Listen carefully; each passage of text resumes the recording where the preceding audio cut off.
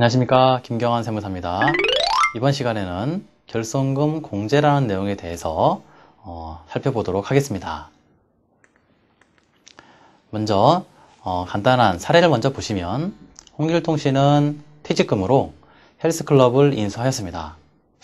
그런데 사업을 해본 경험이 부족하다 보니까 첫 해에 1억 원이라고 하는 거액의 손실을 보게 되었습니다. 그럼 이런 사업소득에서 발생한 그 결손금 이외에도 홍길동 씨는 그 해에 다른 소득이 있었거든요.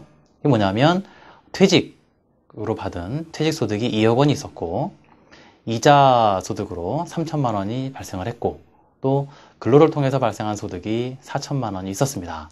이러한 총 2억 7천만 원의 세금이 있었는데, 다른 사업에서 발생한 결손금이 1억 원이나 존재한다는 거죠. 간단하게 생각해보면 직관적으로 볼 때 2억 7천에서 1억이라고 하는 금액이 빠진 나머지 1억 7천에 대해서만 과세하는 게 맞지 않겠냐? 라고 한번 생각해 볼 수도 있겠죠. 직관적으로요. 여기에 대해서 이제 이번 시간에 같이 한번 알아보도록 하겠습니다. 일단 우리 세법에서는 결손금은 다른 소득에서 차감하도록 규정된 내용이 있습니다. 이것을 소위 법에서는 결손금의 통산이라고 하는 말을 쓰고 있습니다. 근데 사업소득 결손금 통산은 법에 일정한 순서를 정해놓고 있습니다.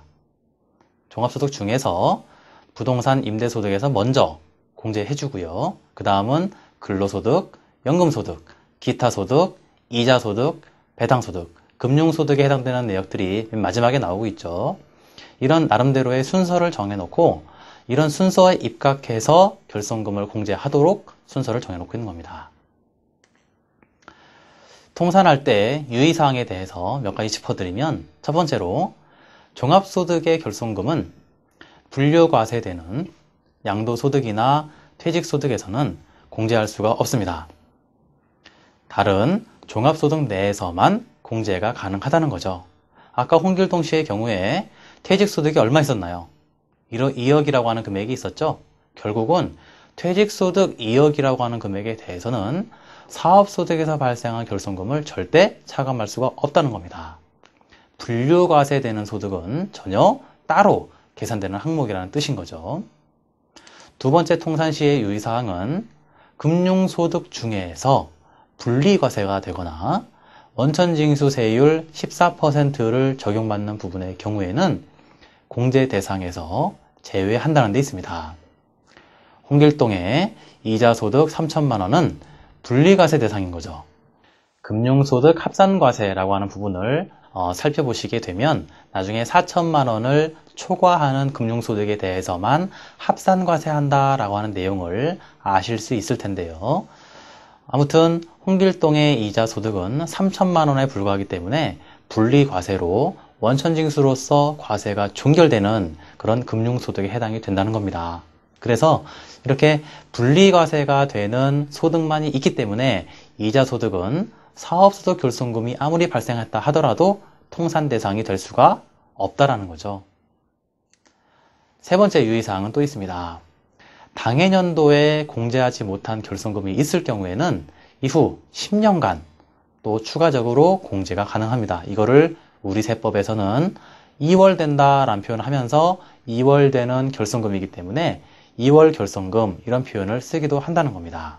그래서 향후 10년에 걸쳐서 플러스 소득금액이 발생할 때 그때 플러스 금액 범위 내에서 이번에 발생했던 결손금이 차감, 통산될 수 있다는 거죠.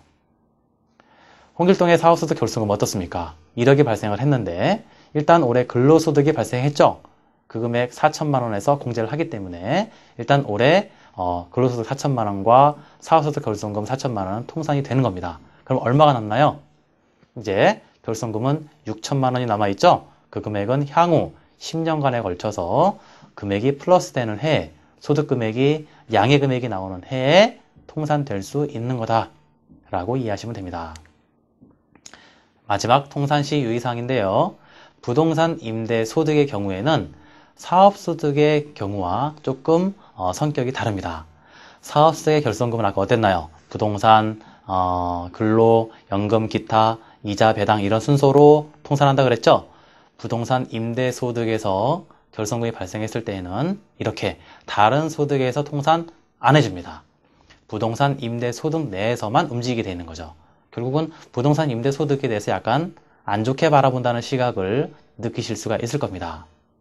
그래서 만약 홍길동 씨의 결손금이 부동산 임대소득에서 발생한 금액이었다면 다른 종합소득에서 공제하지 못하고요.